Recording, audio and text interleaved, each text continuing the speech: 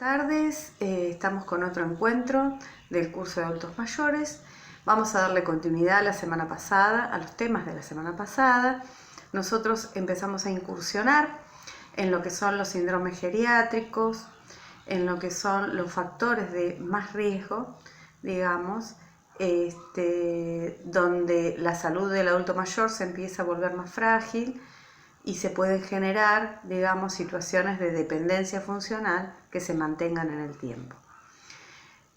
Como dijimos la semana pasada, es importante, es fundamental nuestra mirada como cuidadores, nuestra intervención temprana y también el control que tengamos de la vida cotidiana del adulto mayor ante cualquier síntoma o signo, para trabajar coordinadamente con la familia y con el médico en dispositivos que atiendan esos síntomas para evitar consecuencias, digamos, en la salud funcional del adulto mayor. Hoy vamos a hablar de dos temas de los que empezamos a hablar la semana pasada. Uno es la inestabilidad y las caídas, causas, consecuencias y factores que influyen, y otro es la polimedicación. Como todos sabemos y hemos hablado en más de una ocasión, hay enfermedades prevalentes, estas son las enfermedades más comunes, que se convierten en crónicas en muchos de los casos de los adultos que cuidamos y generan en algunos casos aspectos vinculados a la dependencia, ¿no? Cuando hablamos de pluripatología, o sea, de muchas problemáticas de salud en estas enfermedades más habituales y permanentes, también tenemos que hablar necesariamente de la polimedicación. Y es acá donde nos vamos a detener unos minutos a hablar.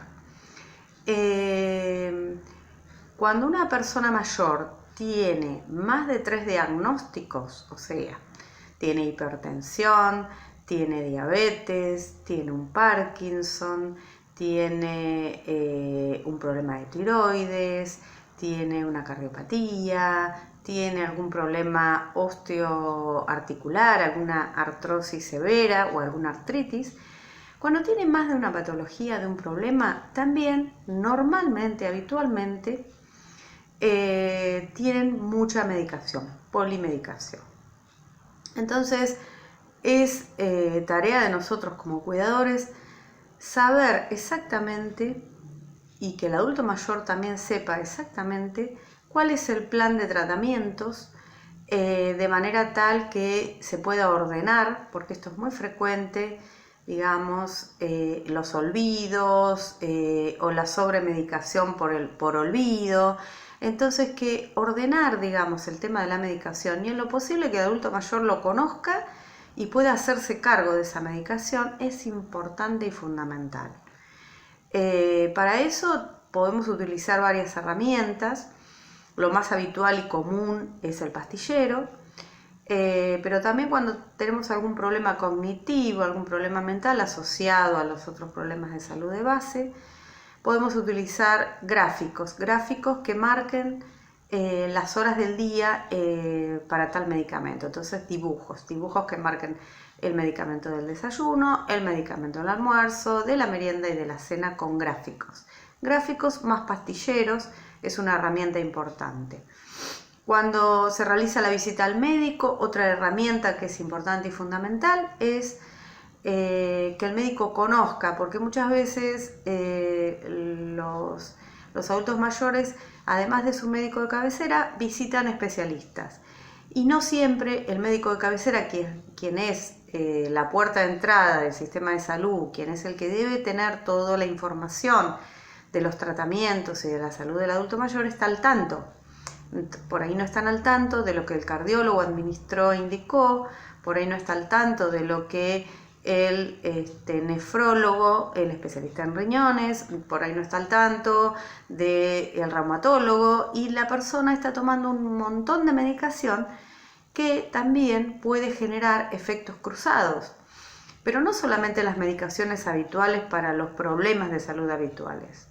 Muchas veces la automedicación, que nosotros como cuidadores debemos desalentar, de cosas tan sencillas como las vitaminas, pueden generar problemas, efectos cruzados, efectos adversos, problemas digestivos, problemas hepáticos, neurológicos, etcétera, etcétera. Por lo tanto, es importante que en la visita al médico nosotros como cuidadores tengamos nuestro propio registro y control en nuestro cuaderno de toda la medicación que la persona consume. No solo de los horarios, sino de las dosis, de las cantidades. Nosotros deberíamos saber y corroborar y controlar con el adulto mayor, la familia y el médico de cabecera. Esto es una indicación importante porque muchos de los efectos negativos a nivel cognitivo, a nivel síndrome confusional, etcétera, se dan por la polimedicación, la autoadministración o la administración, digamos, errónea de los medicamentos. Otra cuestión a tener en cuenta es el tema y que es una gran incidencia de patologías que generan dependencia, son la inestabilidad y las caídas. Cuando nosotros hablamos de inestabilidad y caídas, podemos hablar de varios factores. Unos de los más habituales de la inestabilidad son los factores físicos. Muchas veces la persona pierde tono muscular, pierde tono en sus huesos, en su densidad ósea, y pierde la posibilidad de mantener la postura. También ocurre muy habitualmente la pérdida del centro de gravedad, esto es, las posiciones encorvadas, que son a veces causa y efecto de lo que hablábamos anteriormente, a veces son cuestiones anímicas, a veces son factores neurológicos también.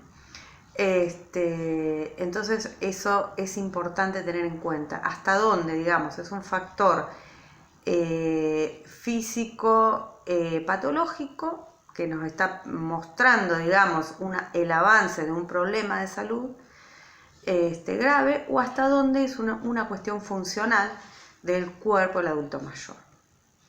Respecto a las caídas, que son consecuencias muchas veces de cascada de efectos adversos, que es lo que hablamos en la clase anterior, esto es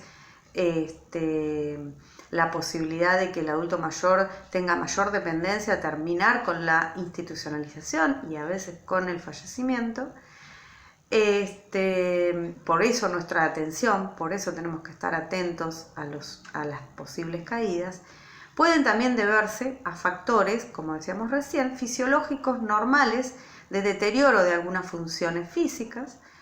Puede deberse también a la medicación o a los factores más patológicos, neurológicos, a la aparición de algún tumor o al agravamiento de un problema clínico de base como puede ser la diabetes.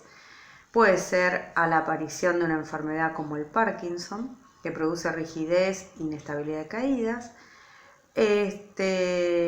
y puede ser también a factores externos, cosa que también hemos hablado en más de una ocasión, que son las barreras físicas de la casa, ¿no? Y en esto hay mucho por hacer. O también los mecanismos que se utilizan para la incorporación de la cama o el pasaje de una postura a otra. ¿Qué quiero decir con esto? Muchas veces cuando una persona está acostada y se tiene que levantar, tiene una bajada de su presión porque, como ustedes saben, la cuestión circulatoria, cosa que vamos a hablar en los próximos encuentros, cuando el adulto mayor avanza en su edad, es más deficitaria, o sea, la circulación es más lenta. Entonces, para cada movimiento hay que darle más tiempo. Cuando una persona se levanta, se tiene que incorporar, estar unos minutos sentados hasta que tenga, digamos, la noción de que puede hacer el próximo movimiento y después pararse, porque muchas veces la incorporación brusca o el pasaje brusco de una posición a otra, ya sea en la cama, ya sea en la silla de ruedas o sea sentado, puede provocar caídas por la cuestión que les decía recién, fisiológica de la circulación. Entonces, estos son factores que nosotros tenemos que tener en cuenta desde el punto de vista preventivo para evitar las caídas. ¿Por qué para evitar las caídas? Porque en las caídas, tenemos el porcentaje más alto de fracturas de cadera, y las fracturas de cadera suelen evolucionar favorablemente o pueden ser el principio de una larga lista de dependencia, porque la persona mayor, cuando empieza a tener alguna caída, y esto es por múltiples causas, como ya estamos diciendo y como ya sabemos, también le genera un problema a nivel emocional y social. Se queda insegura la persona después de la caída. Insegura, puede esto generar aislamiento, puede generar más dependencia y se convierten en círculos viciosos, porque la persona, cuanto más insegura se siente, cuanto más inestable se siente, muchas veces menos interacción social y menos capacidad funcional y menos fuerza muscular y menos capacidad de deambulación va teniendo. Y entonces va teniendo toda una cuestión regresiva en su vida habitual y común y cotidiana, y nosotros tenemos que prestar atención en estas cuestiones, brindar seguridad y brindar herramientas cotidianas para que el adulto mayor mantenga su autonomía. Buenas tardes.